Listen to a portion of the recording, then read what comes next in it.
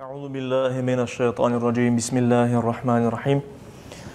Elhamdülillahi rabbil alamin ve salatu vesselam ala rasulina Muhammed ve ala alihi ve ashabihi ecmaîn. Amma ba'd. Selamun aleyküm sayılı cemaat-i muslimin. Yüce Rabbimiz mübarek günde yapacak ibadetlerimizni, dualarımızı en güzel şekilde kabul ve makbul eylesin inşallah. Bugünkü vaazımızın ve hutbemizin mevzusu dünyalaşmamak. Dünya içine dalıp ketmemek manasında. En evvela dünya ne olganını anlamak gerekmez. Bizim tilimizde dünya de biz yer üstüne de paytamız böyle. Bizim dünyamız manasında. Ama aslında Arapça onun manası dünya kadın cinsinde en yakın manasındadır. En yakın. Mesela edna erkek cinsinde en yakın demek. Kadın için en yakın desek, kadın cinsinde desek en yakın dünya olan. İşte Kur'an-ı Kerim'de böyle buyurulganı için biz yaşaganımız dünyaya dünya dep aytamız. Kur'an-ı Kerim'de böyle tabirler keçe, böyle sözler keçe. Hayatud dünya ve hayatul ahira. En yakın yaşayış, yani dünya yaşayışı en yakın yaşayış. Şimdi yaşaganımız yaşayış. Ve hayatul ahira. Sonra olacak, sonraki yaşayış. Ahiret yaşayışı biz deyimiz. Yani dünya en yakın yaşaganımız vakit demek. Ahiret ise sonra olacak bir şey demektir. Kur'an-ı Kerim'de böyle buyrula ve biz ona göre de dinimizde terminoloji olarak bunu öyle kullanamız. Dünya bir taraftan yaşaganımız vakit ve yaşaganımız mekan. Diğer taraftan dünya bu dünyada olan her şey demektir. Şimdi saygılı cemaat-i muslimin iki tarafı var bunun. Birinciden Kur'an-ı Kerim'de ve Peygamberimiz sallallahu aleyhi ve sellem'in hadislerinde buyurulganı gibi dünya yaşaganımız hayat o fanidir. Fani degeni sonu var, kısa demek. Yani tez vakitte bitecek ve sonra başka yaşayış başlayacak bizler için. Ahiret ise baki. Ahiret yaşayışı sonsuzdur. Ebedi devam edecek Kur'an-ı Kerim'de buyurulganı gibi cennette, cehennemde ebedi devam edecek Allah-u Teala çünkü öyle istedi, öyle yarattı. Yani biz görüyoruz ki dünya yaşayışımız pek kısa ama ahiretimiz pek sonsuzdur. Onu ölçmek bile olmay. Ve ona göre de biz aytamız işte dünya aslında ahiretke bakkanda değersiz bir şeydir. Ama başka taraftan dünya bir imtihan dünyasıdır. Yani Allah-u Teala bizlerini kısa bu vakit içinde yaşaganımız 50 yıl, 60 yıl ne kadar işte yaşayacak olsak 100 yıl olsun. 100 yıl içinde yaşayacak olsak böyle bu kısa vakit içinde bizlerini sınay.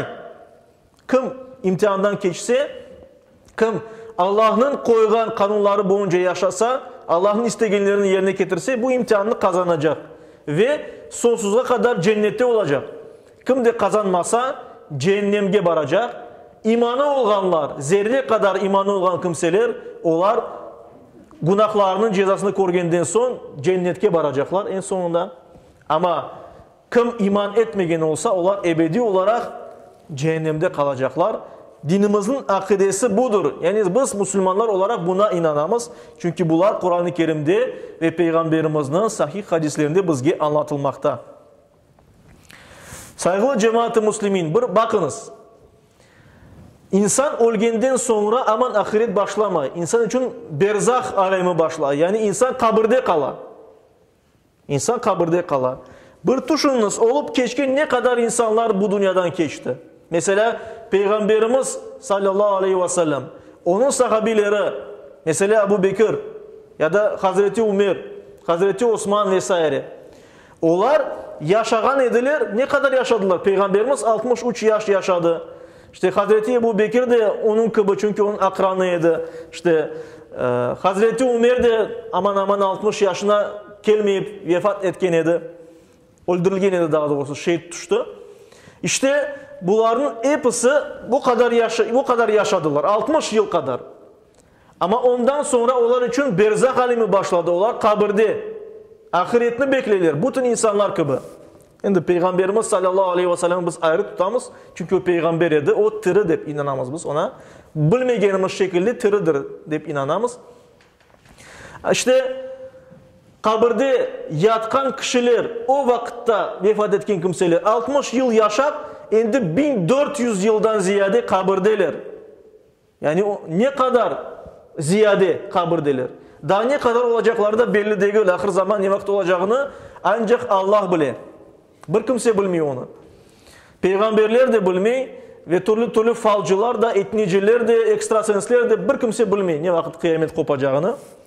İşte belki daha birkaç bin yıl yatacaklar. Yani kabirdeki yaşayışımız bile bu dünyada yaşayışımızga bakkanda daha da pek uzun. Ahiret ne dünyada? Ahirette bu sonsuza kadar olacak mı saygılı cemaat? Ve ona göre de elbette bu dünyada nedir faydalı bir Müslüman için? Hayırlı, savaplı işleridir. Çünkü onlarını apketecek, onlardan imtihanını kazanacak. Allah'ın razılığına yetecek ve cennetke varacak. Ve ona göre de bu dünyada kalacak şeylerin uğraşmak Müslümanın kârı değil. Dünyalıktır de buna aytalar. Dünyada kalacak şey bu dünyalıktır saygılı cemaat-i Müslümin. Yani mal mülkümüz, kazangan paralarımız, zenginlikler, evler, maşinalar, hatta bizim ballarımız bile, evlatlarımız, yakınlarımız, onlar hepsi bu dünyada kalacak. Bizim o bir dünyaya alıp ketkenimiz, hayırlı işlerimiz, bu mal mülkle yapkan hayırlı işlerimiz, sadakalarımız, yardımlarımız, ballarımızga öğretken hayırlı işlerimiz, bunlar hepsi bizimle beraber ketecekler ahiretke ve imtihanımızı kazanmaya yardım edecekler. Dünyanın imtihan olğanı hakkında Kur'an-ı Kerim'de çok yerde buyurulur. Evvela Mulk suresinin 2. ayet-i kerimesinde, Tebareke suresinde Yüce Rabbimiz böyle buyurur. Estağfirullah. اَلَّذ۪ي خَلَقَ الْمَوْتَ وَالْحَيَاةَ لِيَبْلُوَكُمْ اَيُّكُمْ اَحْسَنُ عَمَلًا. O Allah ölümünü ve hayatını sizlerden kaysınız daha güzel hareket yapacağını sınamak için yarattı.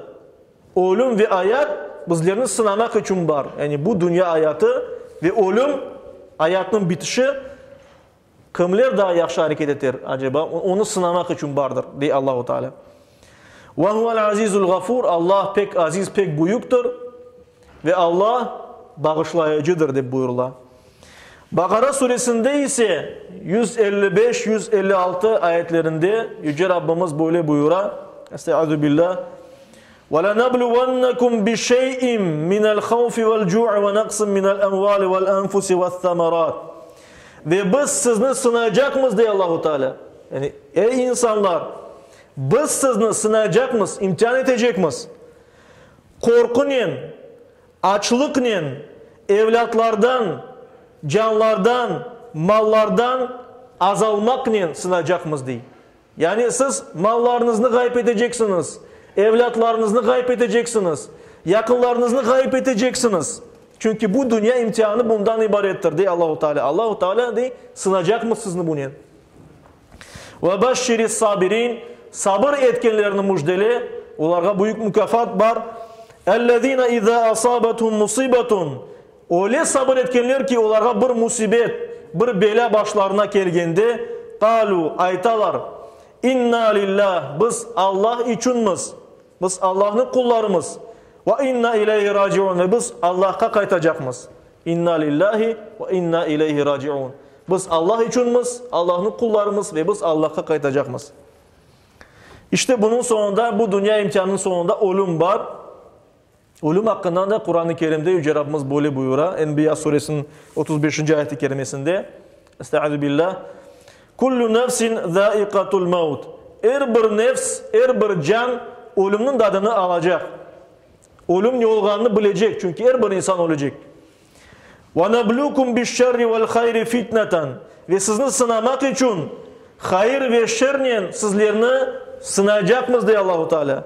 وَاِلَيْنَا تُرْجَعُونَ. Ve hepiniz siz bizge kaytarılacaksınız diye buyuruyor Yüce Rabbimiz Kur'an-ı Kerim'de. İşte dünya imtihandır. Neden sınavamız biz saygılı cemaat-i Müslümin? Neden sınavamız biz? Bunun hakkında Kur'an-ı Kerim en güzel bir cevabını bergen. Allah-u Teala bunun cevabını aman bizge bergen. Zariyat suresinin 56. ayeti kerimesinde Yüce Rabbimiz böyle buyuruyor. Estağfirullah. وَمَا خَلَقْتُ الْجِنَّ وَالْاِنْسَ اِلَّا لِيَعْبُدُونَ. Men cinlerini, ya daha doğrusu Allah biz dep ayta, biz cinlerini ve insanlarını ancak bizge kulluk etsinler dep yarattık. Yani şu hayatta yaşaganımızın manası, yaşayışımızın manası Allah'a kulluk etmek. Allah'a kulluk etmek ne demektir? Bir kul Allah'ını Rabbi dep bile, Mevla Rabbim dep bile, Efendi bile, Allah dep bile, özünü kul yerine koya. Allah'ını tanıy. Kulluk etmek ya da kul yerine koymak özünü ne demek?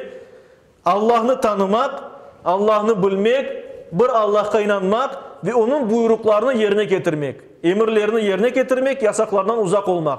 Böyle yapmağa tırışkan bir kimse, mutlak yapkan dep aytmayım çünkü insan acizdir. Her vakit her şeyini yapması mümkün değil. Kimlerde günahlar da yapar. Onun tabiatından geliyor.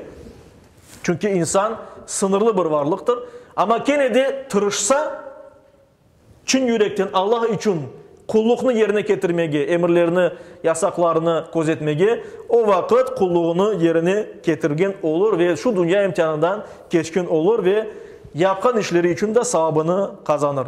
İşte kurtulmak için, gelecek dünyadaki azaptan kurtulmak için ve Allah-u Teala'nın razılığına yetmek, cennetke varmak için biz Allah rızası için hayırlı işler becermek gerekmez. Onun buyurganlarını, Allah bizge hayırlı deyip buyurgan şeylerini yapmak gerekmez.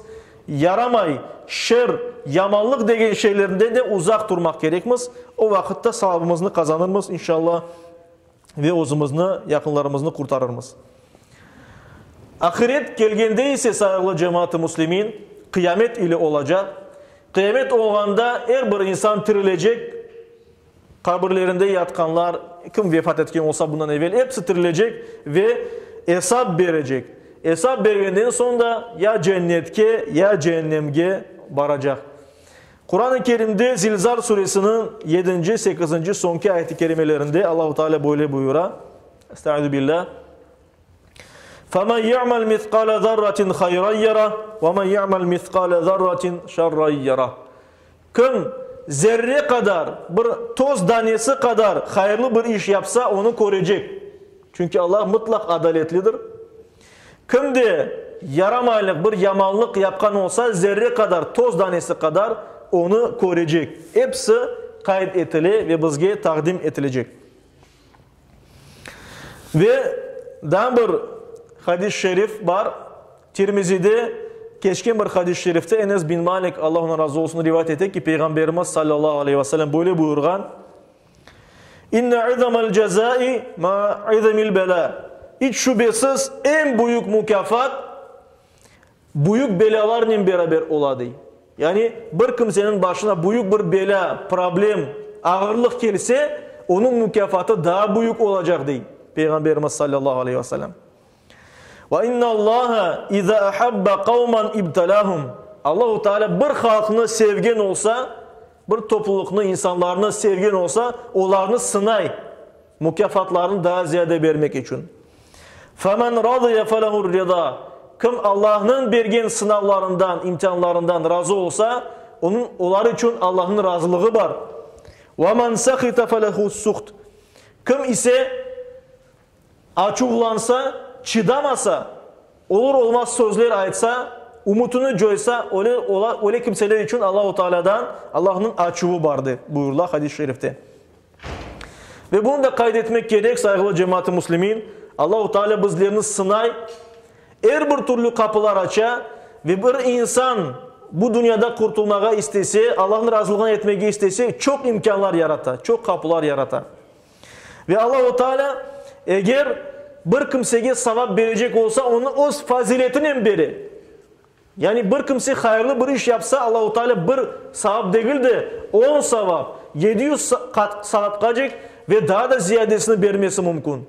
Çok uzundan beri bir hayırlı iş için. Ama bir kimse yaramay bir şey yapkan olsa, bir günah yapkan olsa ve ondan da pişmanlık bildirmese, tövbe etmese, Allah'tan bağışlak dilemese, Allah-u Teala öz adaletinin ceza verir. Yani ne kadar yapkan olsa onun cezasını verecek. Cezasını Allah-u Teala arttırmay. Ancak sevapını arttıra. Sevaplarını faziletinin, cömertliğinin çok beri cezalarını ise adaletinin ne kadar ak etken olsa bir kimse o kadar da beri elbet. Saygılı cemaat-i muslimin, biz anlayımız ki ayetlerden, hadislerden bizler için esas olan ahiret yaşayışı. Bir Müslüman bu dünyada da elbette gözetir bu dünyasını, ama esas Müslüman için ahiret yaşayışıdır. Çünkü o ebedidir. Sonsuza kadar devam edecek. Ona hazırlanmak gerekmez. Akıllı insan ahireti için hazırlanır diye Peygamberimiz sallallahu aleyhi ve sellem. En'am suresinde 32. ayet-i kerimede Allah-u Teala böyle buyuruyor. Estaizu billah. وَمَا الْحَيَاتُ الدُّنْيَا إِلَّا لَعِبُ وَلَهُ. Dünya hayatı, bu yaşaganımız hayat ancak bir oyundan ve boş vakitten ibarettir. Bir oyun kısa bir boş bir şeydir böyle. Tez geçici bir şeydir diye Allah-u Teala. وَلَدَّارُ الْآخِرَةُ خَيْرٌ لِلَّذ۪ينَ يَتَّقُونَ اَفَلَا تَعْقِلُونَ. Ahiret yurtu ise, ahiret yaşayışı ise, ahiret evi ise o Allah'tan korkanlar, sakınganlar için, muttaki kullar için daha hayırlıdır. Eğer de siz bunu anlayan olsanız diye Allah-u Teala. Bunu anlamak gereksiniz diye.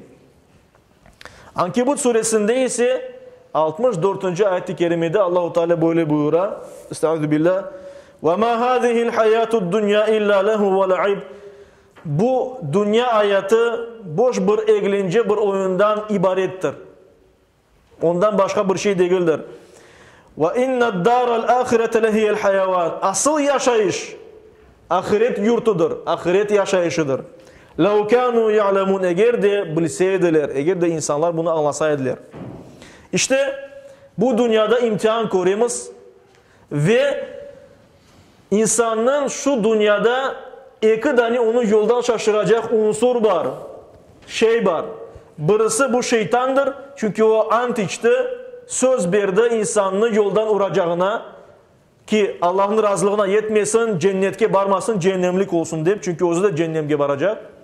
Bir de insanın nefsi var, insanın canı var ve insanın canı içinde olan instinktlerini yerine getirmeyi istiyor, tatmin etmeyi istiyor. Ona göre de hiç saylamadan her şey, ona gerek olan her şeyini istiyor. Ve insan bunu kontrol etmek gerek ve şeytanın aldatmasına uymayıp ele alının. Allah göstergeni kıba öğretkeni dair o instinktlerini yerine getirmesi gerek.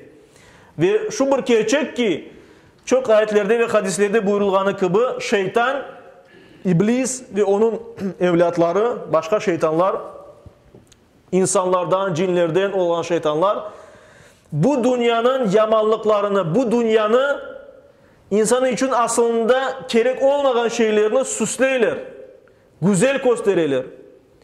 Günah olan şeylerini güzel gösterir ve insan buna meyil ete, ilgili, istey. Yani onun çok parası olmasını istey, çok parası olmasını istep, mesela başkasının parasını hırsızlaması mümkün. İnsan güzel maşnası, güzel evi olmasını istey, güzel apayı olmasını istey ve bunun için türlü günahka kırması mümkündür elbet. İşte evlatlar için bir şeyler yapmak istey, çok evladı olsun vesaire. Ve şeytan şu manada insanını aldata saygılı cemaat. Allah'a ibadette kulluktan uzaklaştıra ve cehennem yolunu hazırlay. Fatır suresinin 5. ayet-i kerimesinde Allah-u Teala böyle buyuruyor. Estaizu billah. Ya eyyuhan nas, ey insanlar, inne va'dallahi hakkun. Hiç şüphesiz Allah'ın sözü aktır, hakikattır, gerçektir. فَلَا تُغَرَّنَّكُمُ الْحَيَاتُ الدُّنْيَا. Bu dünya hayatı, yaşadığınız hayat sizni sakın aldatmasın. وَلَا يُغَرَّنَّكُمْ بِاللّٰهِ الْغَرُورِ. Ve aldatıcı şeytan da sizlerini sakın aldatmasın. Ve sonsuza kadar devam edecek ahiret hayatı olganda sizge onun yerine bu dünyada güzel bir hayat vermesin diye. Çünkü bunda bir 20 yıl, 50 yıl yaxşı yaşasak o bir dünyada yaramay şeylerge yaşayışka uğramamız mümkündür elbet. İşte saygılı cemaat-i muslimin, her birimiz bu dünya hayatını geçici bir hayat olganını bilmek gerekmez. Peygamberimiz sallallahu aleyhi ve sellem gibi sanki bu dünyada yolcu gibi hareket etmek gerekmez. Çok özümüzge sindirmemek gerekmez. Ama bununla beraber vazifelerimizni yapmak için elbette ki hem kazanmağa tırışmak gerekmez, ballarımızı bakmak gerekmez, işte müesseselerimizni, camilerimizni, medreselerimizni, mekteplerimizni bakmak gerekmez saygılı cemaat-i muslimin. Onun için gayret etmelimiz. Yüce Rabbimiz her birimizge dünyaya batmayıp, dünyanın yüreğinde taşımadan tışta kaldırıp öyle yaşamağa ve ahiretini kazanmağa nasip eylesin. Amin. Ve rahmetike ya Rahman.